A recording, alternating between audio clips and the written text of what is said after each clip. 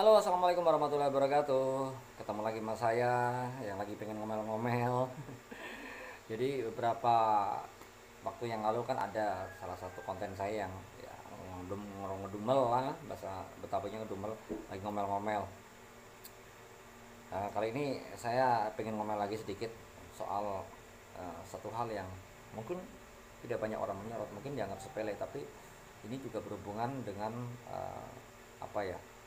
Kayaknya mata-rata yang begitu besar ya dengan jati identitas diri bangsa kita, yaitu moralitas. Eh, Beberapa kali saya antakah di rumah saya ketika anak saya bawa temennya atau temennya datang beranak saya, saya dari sekitar 10 orang mungkin ya saya bilang punya behavior atau attitude yang bagus. Dari antara 10 orang ya paling ada 2 atau 3, yang 7 cuek-cuek bebek aja gitu loh. Ya sebenarnya pengen marah juga sih, rumah-rumah siapa yang lu datengin lu kayak gitu. Waduh, kalau menurut kata hati sih pengennya gampar ya, tapi saya bilang ya udahlah.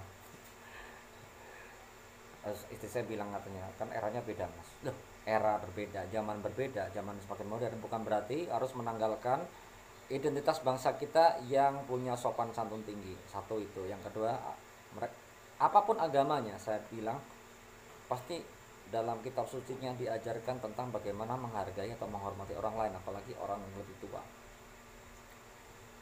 Oke, 2 poin itu. So, apakah semua anak-anak muda sekarang juga punya tingkat cuek bebek yang tinggi? Sedangkan bebek aja nggak terlalu cuek-cuek ya.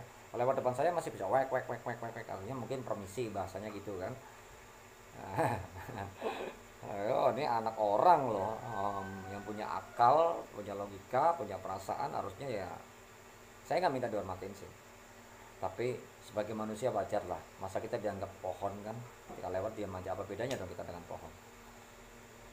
Saya sedikit flashback dengan era saya ketika menjadi remaja, beberapa belas tahun silam, bahkan sudah terbilang puluh tahun silam ya. Wah, gimana pun kita berandalan, potongannya rambut gondrong, kemudian celana jeans sobek-sobek, tetap loh namanya orang tua kita, kalau perlu cium tangannya. Karena ini adat kami sebagai orang yang dibesarkan di Jawa ya, yang tinggi. Kalau lewat ya permisi, kemudian kalau datang ucapkan salam. Nah, misalnya kita mau pergi dengan teman kita nih, ya entah laki-laki atau perempuan, ya kita izin dulu ke orang tuanya. Ini kadang ada udah mahasiswi ngajak teman saya, ngajak anak saya keluar, cewek nih, selonong gitu aja. Anak saya aja menumpah, jadi si itu bilang anu permisi gitu.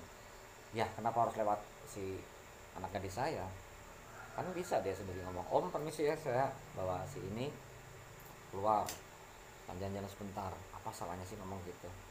Ya saya salut, ada beberapa tahun yang lalu, pada beberapa tahun yang lalu ketika anak gadis saya ini si Caca masih SMP, uh, ada temennya anak laki-laki kan. Saya lihat sopan banget nih anak sampai ketawa.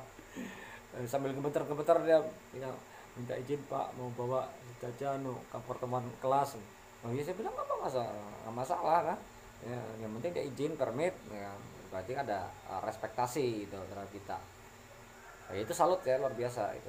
Dan kayaknya meskipun dia maaf nih orang kampung, orang pelosok, tetapi tingkat sopan santunnya sangat tinggi. Oh, hidup orang kampung. Jadi berbagilah, meskipun kalian sering dicap orang kampung ya, tapi kelakuan kita jangan kampungan. Banyak orang-orang tinggal di kota, biarpun tinggalnya di kota tapi kelakuan kampungan. Jadi jangan minder kita jadi orang kampung. Yang penting sikap kita tidak kampungan dan punya adat etika yang tinggi. Itu oke, saya dukung. Kemudian pada persoalan ini saya juga sedikit agak mengkritik sistem pendidikan kita. Kenapa? Pendidikan etika budi pekerti yang dulu namanya PMP ya, kemudian juga pelajaran agama menjadi hal yang sangat minim. Kita hanya dijali ilmu-ilmu eksak, ilmu sosial. Ya kadang-kadang diimplementasikan di kehidupan nyata nggak terlalu berhasil juga. Ya hanya sekian persen lah yang berhasil. Ya oke lah, sekolah sedikit banyaknya membentuk pola pikir kita lebih tersistem, lebih terbuka, lebih sedikit katakanlah intelek. Oke. Tapi apakah moralitas kita juga akan terbentuk bagus dengan ada sekolahan? Saya bukan karena saya muslim saya mendukung adanya pondok pesantren, tapi saya pikir misalnya dalam agama lain ya, kalau yang agama Buddha yang setahu saya tuh saya lihat pernah ada sekolah apa ya, tiga agama Buddha ya macam Buddha kayak gitu ya. Tapi kalau yang tingkat untuk SMP SD mungkin ada lah kayak asrama gitu dengan pola pendidikan keagamaan yang lebih banyak ditekankan di situ. Harusnya pola pola pendidikan kita secara general ya, secara nasional seperti itu. Jangan hanya mencetak manusia menjadi jangan hanya mencetak menjadi manusia yang hanya pintar dalam ilmu eksak atau ilmu sosial, tetapi juga orang yang pintar secara emosional, dalam spiritual, supaya etikanya juga tertata.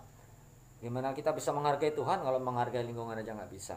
Basic paling mendasarkan lingkungan, dengan tetangga, dengan orang yang lebih tua gitu kan. Sehingga kita akhirnya sekarang apa terjadi?